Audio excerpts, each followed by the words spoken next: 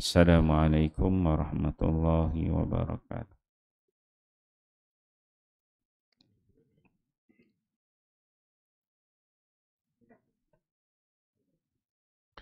Bab kalimah tayyibah, beriman kepada perkara yang gaib. Ayat Al-Quran ke-17. Wa qala Allah Ta'ala, wa min ayatihil jawari fil bahri kal a'lab, iyasha' yuskinir rih fayazlalna rawakida ala zahri, inna fi dhalika la ayatin likulli sabbarin syakur. Au yubiqhunna bima kasabu wa ya'fu an kathir. Asy-Syura ayat 32 hingga 34. Allah Subhanahu wa taala berfirman, dan antara tanda-tanda kekuasaannya ialah kapal-kapal yang besar tinggi seperti gunung, berlayar laju merempuh lautan. Jika dia kehendaki, dia menghentikan tiupan angin, maka tinggallah kapal-kapal itu terapung-apung di muka lautan. Sesungguhnya yang demikian mengandungi tanda-tanda yang besar pengajarannya bagi setiap orang mukmin yang bersikap sabar lagi sentiasa bersyukur. Atau jika dia kehendaki, dia binasakan kapal-kapal itu disebabkan dosa-dosa yang dilakukan oleh penumpang-penumpangnya. Lalu sesetengahnya dibiarkan mati lemas dan sesetengah diselamatkan dengan cara dia memaafkan sebahagian besar daripada dosa-dosa mereka. Asy-Syura ayat 32 hingga 34. Alhamdulillah tuan-tuan mulia, pagi ini kita membaca satu ayat Al-Quran daripada surah Asy-Syura, dua ayat Al-Quran daripada surah Asy-Syura ayat 32 hingga 34 dalam surah Asy-Syura bagi tajuk di bawah bab kalimah tayyibah, iaitu beriman kepada perkara yang gaib. Dalam ayat ini Allah Subhanahu wa taala ingin mengajar kepada kita bagaimana kita nak beriman kepada Allah Subhanahu wa taala, yang mana beriman merupakan kepercayaan yang percaya itu berada di dalam diri kita, yang mana Allah Subhanahu wa taala sifatnya gaib, tidak dapat kita lihat. Bagaimana nak melahirkan kepercayaan di dalam hati kita kepada Allah sedangkan Allah itu tidak dapat kita lihat? Maka dalam ayat Al-Quran surah Asy-Syura ayat 32 hingga 34 ini Allah Subhanahu wa taala memberikan beberapa contoh sampel kepada kita agar dengan tersebut kita dapat beriman. Maka kata Allah, wa min ayatihi, dan di antara tanda-tanda kekuasaannya. Bagaimana kita nak mengenali Allah adalah dengan cara kita melihat kepada tanda-tanda kekuasaan Allah Subhanahu wa taala. Iaitu bagaimana tanda-tanda kekuasaan Allah itu ialah Allah perlihatkan kepada kita bagaimana kapal-kapal yang dicipta oleh manusia, yang mana kapal-kapal itu besar, tinggi seperti gunung, disebutkan oleh Allah Subhanahu wa taala al-jawari fil bahri kal a'lam. Allah sebutkan, yakni kapal itu berlayar laju merempuhlah lautan.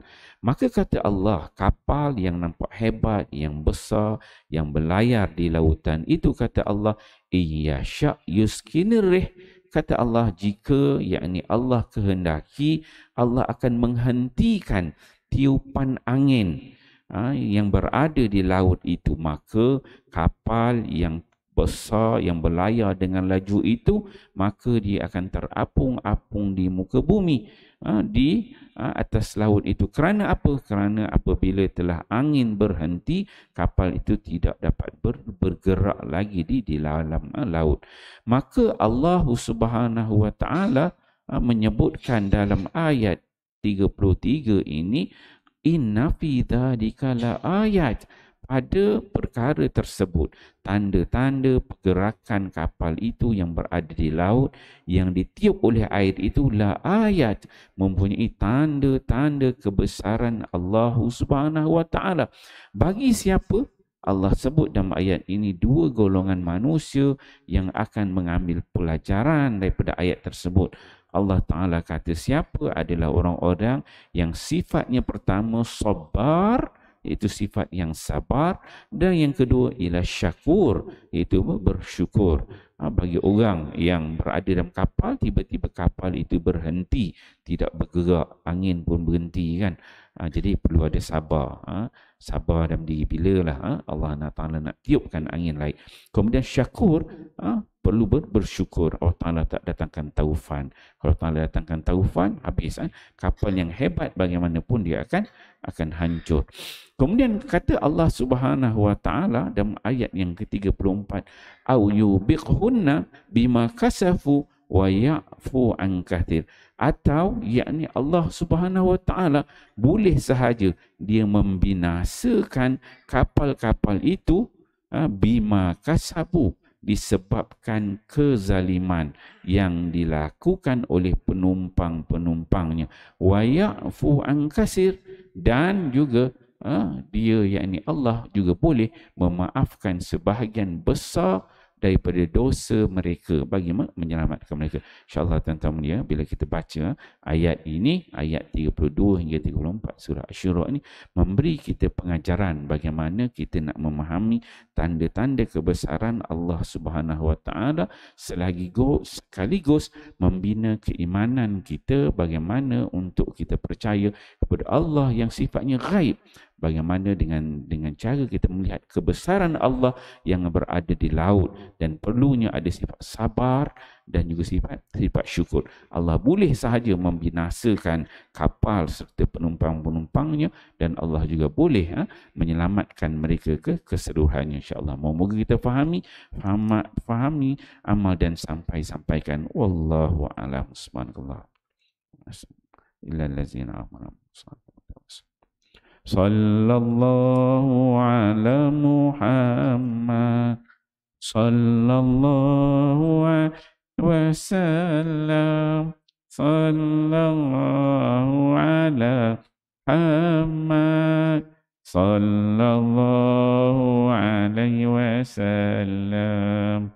Ya Nabi salam alaika, ya Rasul salam alaika, ya Habib salam alaika, sallallahu alaika, sallallahu ala Muhammad, sallallahu alaihi wasallam, sallallahu ala Muhammad, sallallahu alaihi wasallam. Bisa nama alaika.